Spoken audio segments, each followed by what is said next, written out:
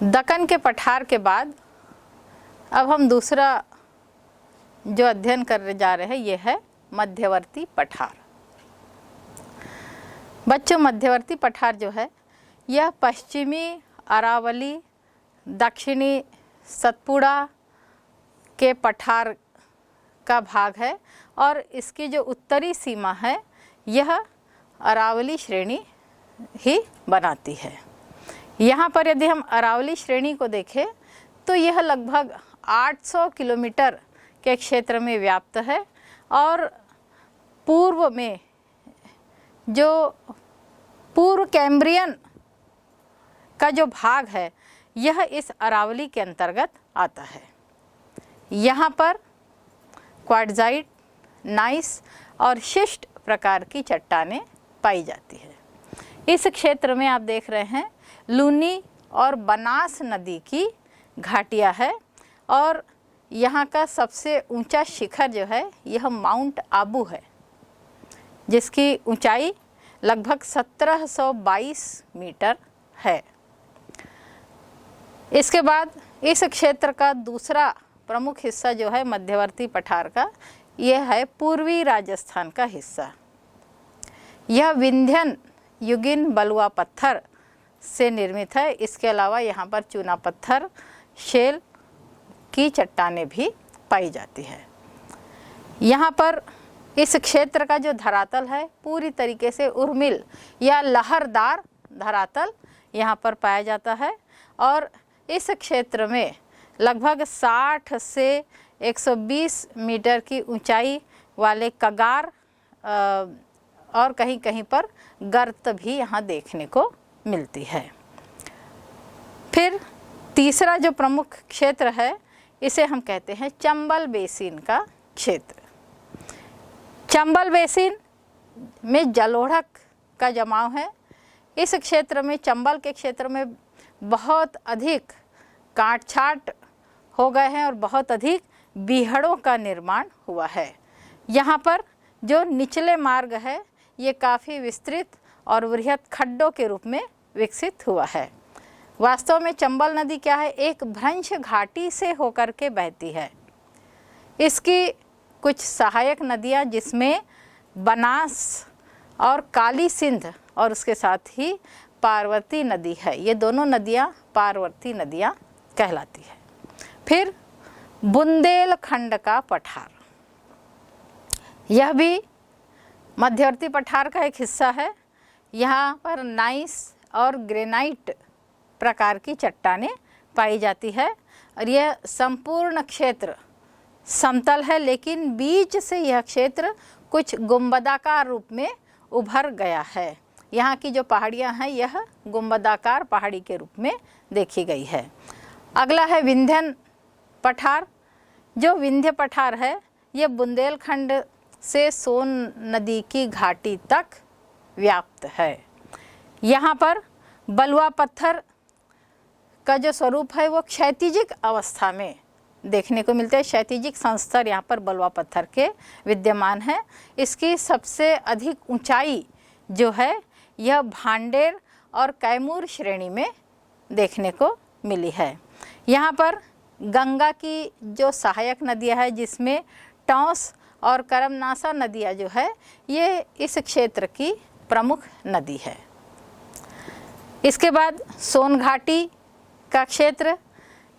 सोन घाटी का क्षेत्र भी यहाँ कैमूर की कगार से यह कुछ नीचे लगभग 480 मीटर की लंबाई में फैला हुआ है। फिर इसके बाद मालवा का पठार आता है जो लावा युक्त मिट्टी से बना है और इसमें चंबल, सिंध, बेतवा और केन नदियों का प्रवाह देखने को मिलता है। फिर विंध्य श्रेणी, इसके पहले हमने विंध्य पठार का उल्लेख किया था।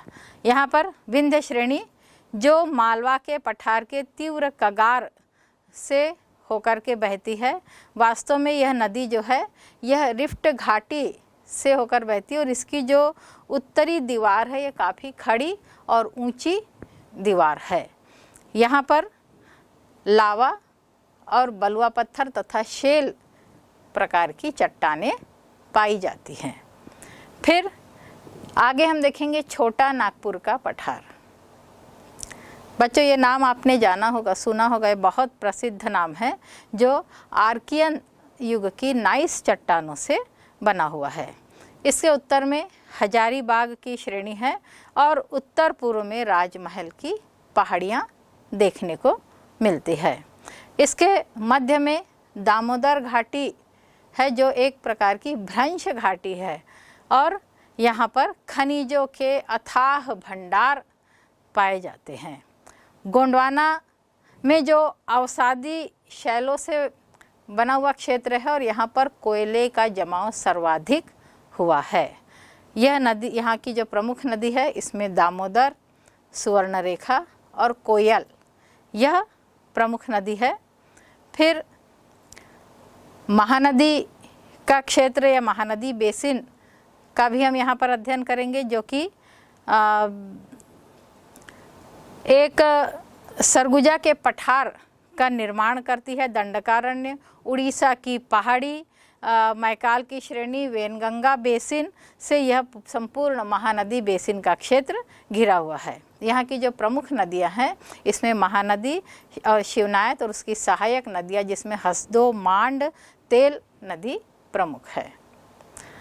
फिर महानदी बेसिन के पूर्व में संपूर्ण क्षेत्र में उड़ीसा की पहाड़ियाँ विद्यमान हैं, जबकि महानदी तथा उड़ीसा पहाड़ी का जो दक्षिणी भाग है यहाँ पर दंडकारण्य पठार स्थित है।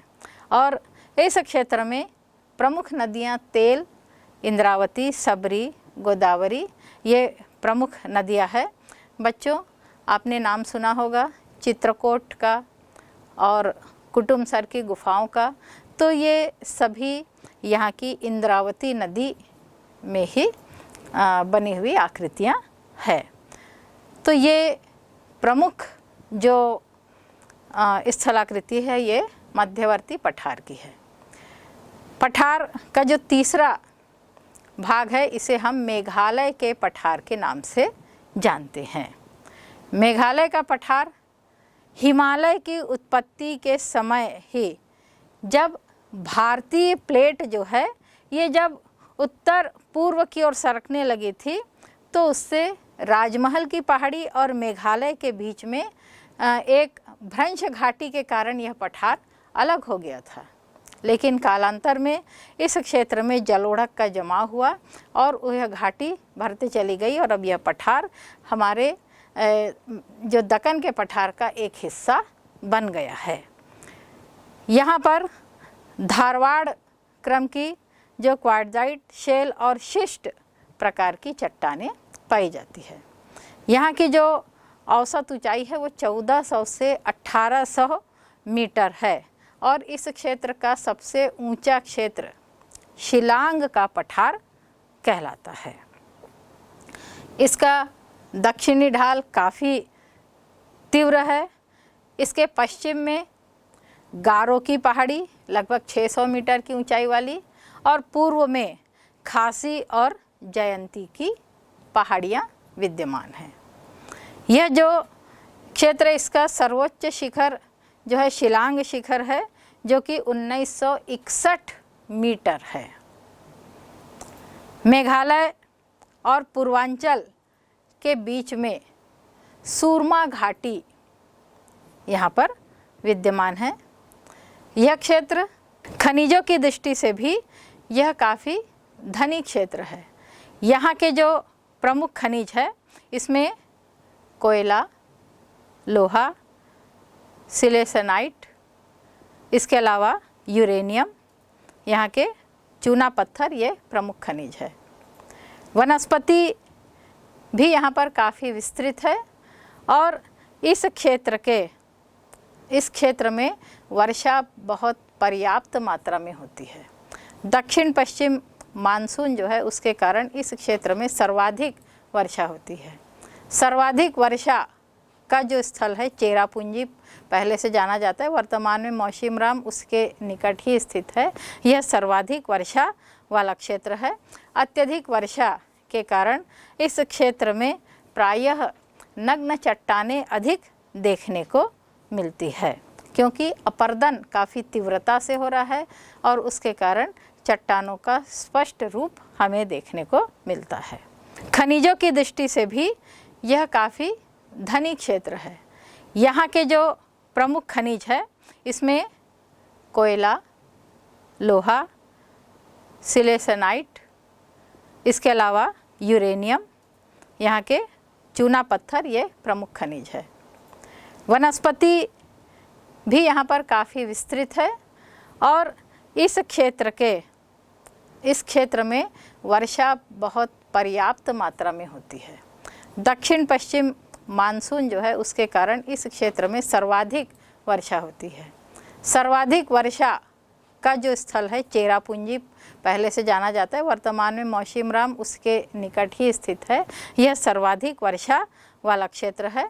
अत्यधिक वर्षा के कारण इस क्षेत्र में प्रायः नग्न चट्टानें अधिक देखने को मिलती है, क्योंकि अपर्दन काफ़ी तीव्रता से हो रहा है और उसके कारण चट्टानों का स्पष्ट रूप हमें देखने को मिलता है। तो ये तो बच्चों दक्कन के पठार की 3 प्रमुख स्थितियाँ हुई। इसके बाद भारत का जो वर्गीकरण भौतिक स्वरूप का किया गया है, इसमें अगला वर्गीकरण कहलाता है तटीय मैदान का। बच्चों आप जानते हैं कि पूर्वी घाट और पश्चिमी घाट इन दोनों के किनारे में कुछ तट स्थित है और यह समतल मैदानी भाग है। आइए हम इसका अध्ययन करें। यह जो तटीय मैदान है, इस मैदान को 2 भागों में बांटा गया है। पहला है पूर्वी तटीय मैदान और दूसरा पश्चिमी तटीय मैदान। पूर्वी तटीय मैदान जो है ये गंगा के डेल्टा से दक्षिण में कन्याकुमारी अंतरीप तक फैला हुआ है। इसकी जो कुल लंबाई है यह 1850 किलोमीटर है, जबकि इसकी चौड़ाई 100 से 120 किलोमीटर तक पाई जाती है। यह जो संपूर्ण क्षेत्र है इसे 2 भागों में बांटा गया है। पहला जो कहलाता है उड़ीसा आंध्र का तटीय मैदान। उड़ीसा आंध्र का तटीय मैदान काफ़ी विस्तृत है, लगभग 1200 किलोमीटर लंबा यह क्षेत्र देखने को मिलता है। यहाँ पर बहुत सी नदियों के डेल्टा देखने को मिलते हैं, जिसमें महानदी, गोदावरी और कृष्णा का डेल्टा प्रमुख है।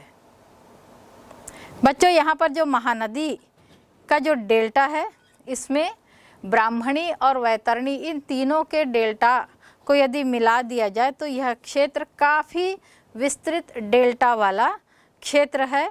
और इस क्षेत्र में बच्चों आपने चिल्का झील का नाम सुना होगा, वह इसी क्षेत्र में विद्यमान है। फिर कृष्णा नदी का जो डेल्टा है वह चेन्नई और नेल्लोर के तटीय मैदान के पास में मिलता है। पुलिकट जो लैगून पर स्थित है वह भी यहीं पर पाया जाता है।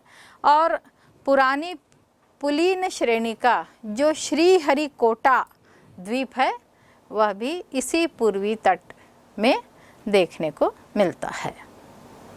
बच्चों उड़ीसा आंध्र तट के बाद उसके दक्षिण में दूसरा तट है जिसे हम तमिलनाडु का मैदान कहते हैं। लगभग 650 मीटर की लंबाई और 120 मीटर की चौड़ाई वाला यह जो मैदान है, इसके तट में जलोढ़क बहुत अधिक देखने को मिलते हैं, जबकि तट का जो आंतरिक क्षेत्र है यहाँ पर लेटराइट मिट्टी का जमाव पाया जाता है। समुद्र के जुरैसिक और क्रिटेशियस युगीन जमाव इस तट में उस समय की शैलें यहाँ पर देखने को मिलती है। यहाँ पर कुछ छितरी हुई पहाड़ियाँ हैं और ये पहाड़ियाँ यहाँ पर काफ़ी दूर तक फैली हुई है।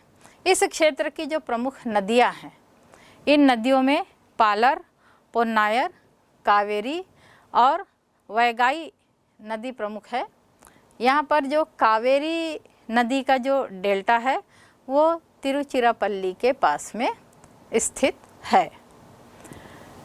पूर्वी तट बहुत कम कटा फटा है, जबकि पश्चिमी तट बहुत अधिक कटा फटा है, और ये अधिक कटे फटे होने के कारण पश्चिमी तट में प्राकृतिक बंदरगाह अधिक है, लेकिन पूर्वी तट कम कटा फटा होने के कारण यहाँ पर पोताश्रयों का अभाव देखने को मिलता है। लेकिन इस तट का बहुत ही मंद ढाल, और यहाँ पर जो ऊंचाई है यह 15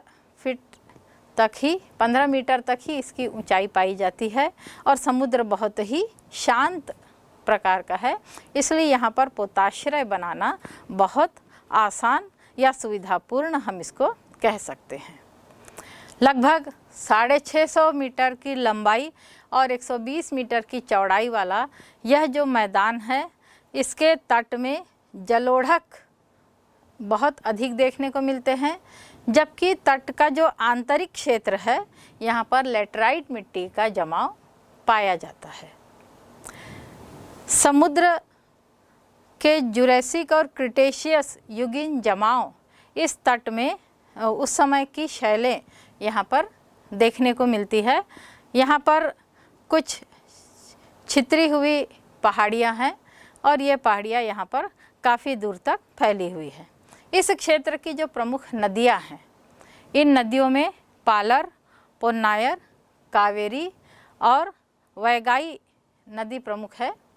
यहाँ पर जो कावेरी नदी का जो डेल्टा है वो तिरुचिरापल्ली के पास में स्थित है।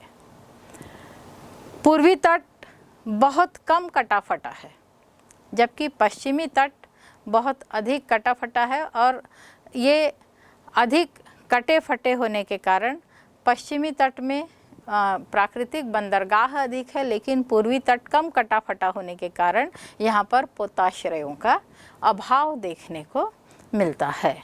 लेकिन इस तट का बहुत ही मंद ढाल, और यहाँ पर जो ऊंचाई है यह 15 मीटर तक ही इसकी ऊंचाई पाई जाती है, और समुद्र बहुत ही शांत प्रकार का है, इसलिए यहाँ पर पोताश्रय बनाना बहुत आसान या सुविधापूर्ण हम इसको कह सकते हैं। यहाँ पर कुछ बंदरगाह बनाए गए हैं, जिसमें प्रमुख बंदरगाह आप देख रहे हैं यहाँ पर कलकत्ता, पारादीप, विशाखापट्टनम और चेन्नई, ये प्रमुख अंतर्राष्ट्रीय स्तर के बंदरगाह यहाँ पर बनाए गए हैं।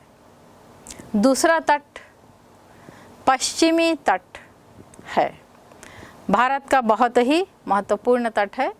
उत्तर में आप देख रहे हैं गुजरात से लेकर के दक्षिण में कन्याकुमारी तक यह लगभग 2500 मीटर की लंबाई में स्थित है। इसकी चौड़ाई अपेक्षाकृत कम है, इसकी चौड़ाई 70 मीटर तक ही है। यह जो तट है काफ़ी कटा फटा है, और पोताश्रय या बंदरगाहों के लिए बहुत ही अनुकूल दशाएं यहाँ पर पाई जाती है।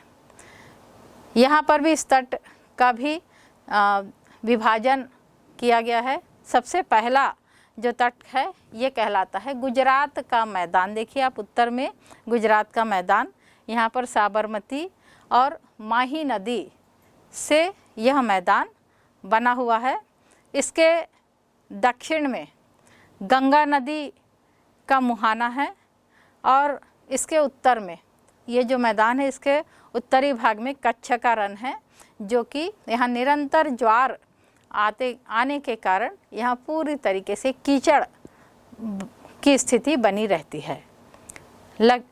ये संपूर्ण क्षेत्र जो है ये बलुआ और बेसाल्ट से बना हुआ है। इसका जो दक्षिणी भाग है ये काठियावाड़ कहलाता है। यह क्रोड लावा से निर्मित क्षेत्र है। इसके पूर्व में भावनगर और पश्चिम में द्वारका का क्षेत्र है, जो कि तृतीय युग की चीका मिट्टी से बना हुआ माना जाता है। फिर दूसरा जो है यह कोंकण तट।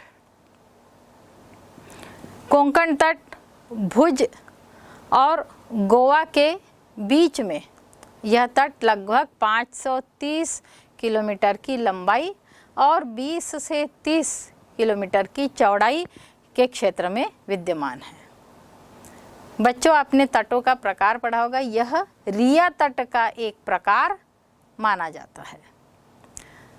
यहाँ पर जो प्रमुख नदियाँ हैं, इसमें उल्हास और वैतरणी नदी है, जो कि तट के समानांतर लंबे तक प्रवाहित होने के बाद समुद्र में गिरती है, जबकि सावित्री और विशिष्टि नदी जो है वह सामान्य इसका प्रवाह अनुप्रस्थ प्रवाह है और यह फिर समुद्र में जाकर के मिलती है। यहाँ की जो प्रमुख नदियाँ हैं, इसमें शरावती नदी, आपने नाम सुना होगा बच्चों, जोग फॉल, जोग प्रपात, यह इसी शरावती नदी पर है। इसके अलावा अन्य नदियाँ जो है यह है मांडवी, रचोल, काली, गंगावली, बेड़ती, टेडरी और नेगावती, ये यहाँ की प्रमुख नदियाँ हैं। इसके उत्तर में जो कोंकण तट है, यह निर्गत प्रकार का तट है, जबकि दक्षिण का जो कर्नाटक का तट है यह निर्गम प्रकार का तट है। तो ये निर्गम और निर्गत, ये तटों के ऊंचाई नीचाई की विशेषता भी यहाँ देखने को मिलती है। फिर गोवा तट, इसको कर्नाटक तट भी कहते हैं।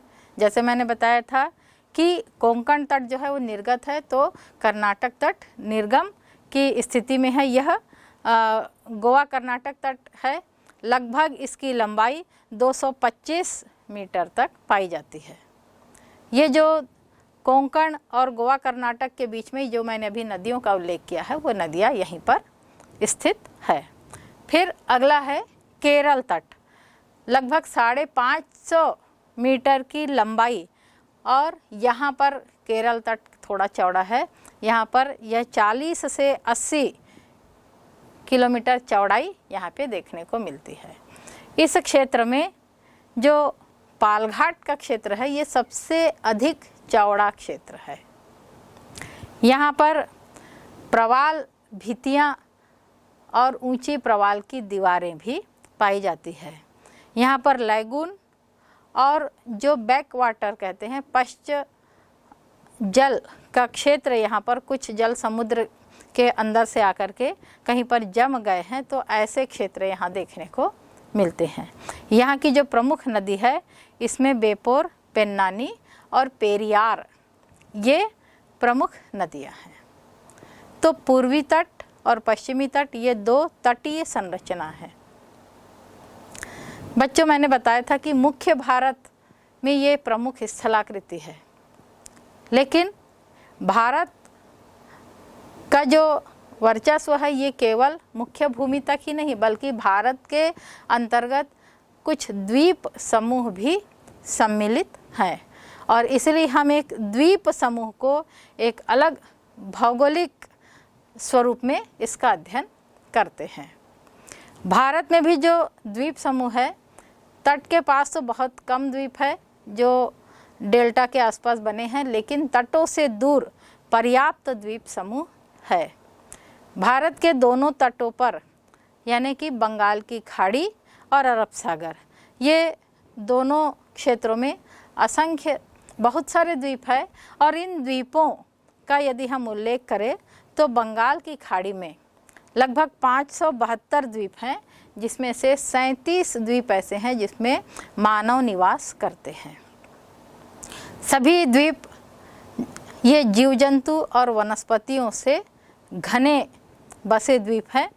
यहाँ पर बंगाल की खाड़ी में जो द्वीप समूह फैला हुआ है, यह 6 डिग्री से लेकर 14 डिग्री उत्तरी अक्षांश के बीच में, और वहीं 92 अंश से 94 अंश पूर्वी देशांतर के बीच में यह द्वीप विद्यमान है, जिसको हम अंडमान और निकोबार द्वीप के नाम से जानते हैं। ये द्वीप जो है, उत्तरी भाग में अंडमान द्वीप है और दक्षिण में निकोबार द्वीप है। अंडमान द्वीप का जो क्षेत्रफल है यह लगभग 6475 वर्ग किलोमीटर है, जबकि निकोबार द्वीप जो है वह 1852 वर्ग किलोमीटर के क्षेत्र में फैला हुआ है।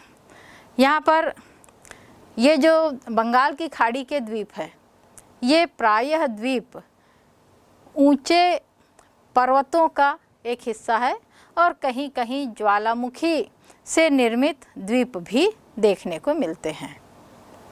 बच्चों, आपको पता होगा कि यहाँ पर निकोबार द्वीप में एकमात्र जागृत ज्वालामुखी है जिसको बैरन आइलैंड के नाम से जाना जाता है, और यह एकमात्र जागृत ज्वालामुखी भारत के निकोबार द्वीप में यानी दक्षिण में फैला हुआ है। अंडमान और निकोबार को अलग करने वाली 10 अंश की अक्षांश को हम 10 डिग्री चैनल के नाम से जानते हैं, और ये अंडमान और निकोबार को 2 भागों में बांटती है। इस क्षेत्र में जो असंगठित कंकड़ पत्थर और गोलाश्म के अवशेष देखने को मिलते हैं।